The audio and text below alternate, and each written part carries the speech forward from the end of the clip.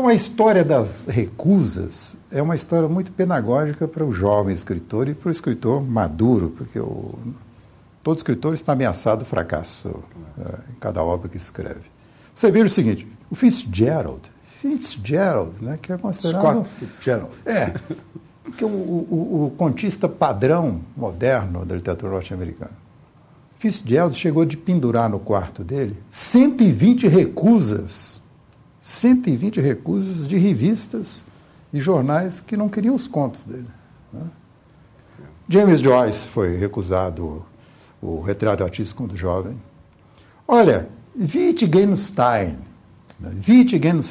que para alguns é o grande filósofo do século XX, que era muito amigo do Bertrand Russell. Wittgenstein não conseguia editar o livro dele. O Bertrand Russell... Mas eu acho que porque era muito complexo. Também, não era um livro muito fácil, mas ele mandava para os editores e todo mundo recusava. Com o Bertrand Russell atrás, né, insistindo, etc.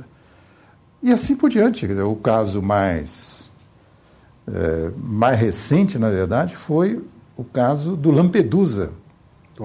Tomás de Lampedusa, que escreveu essa obra-prima chamada O Gato Pardo. Que virou um filme fantástico. Que virou um filme e tem uma tradução excelente feita por uma senhora chamada Marina Colasanti. Ganhou até prêmios aí. Esse livro foi recusado pelas editoras italianas. Mas aí houve até um dado que eu acho pedagógico para essa questão de esquerda e direita e os preconceitos ideológicos.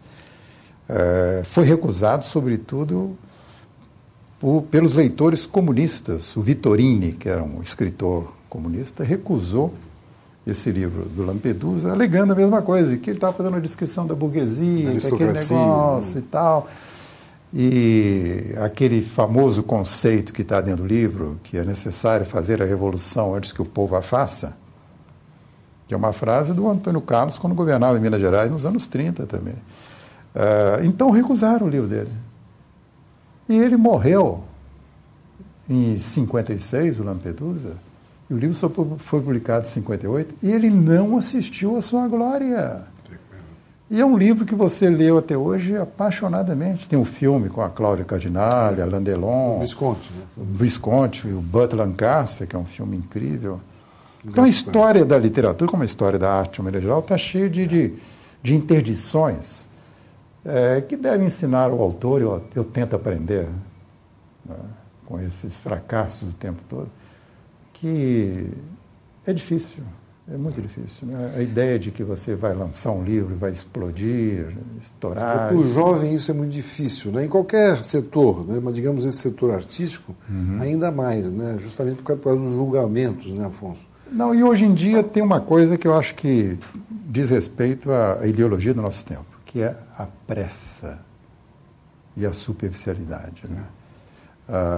A ideia de que você tem que conseguir o sucesso em 15 minutos, ainda que seja por 15 minutos apenas. E também, se não tiver na televisão, não faz sucesso. Pois é. Aí existe até uma coisa que, para mim, é um problema, para os meus colegas de geração é um problema.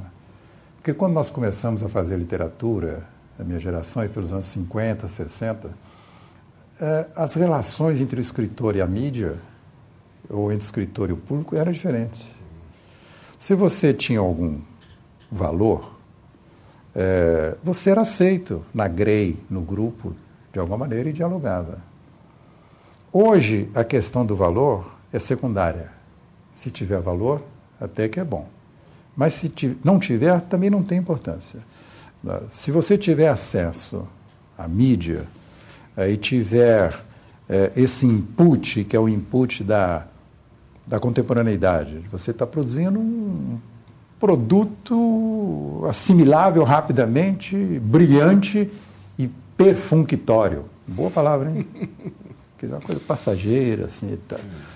Aí você tem um certo sucesso. Quer dizer, às vezes os cadernos, segundo os cadernos, e esses cadernos ligados à cultura, eles estão muito mais voltados hoje para o espetáculo do que para a cultura. Não que o espetáculo não seja cultura, mas às vezes... cultura é uma coisa um pouco mais complexa. Pois é.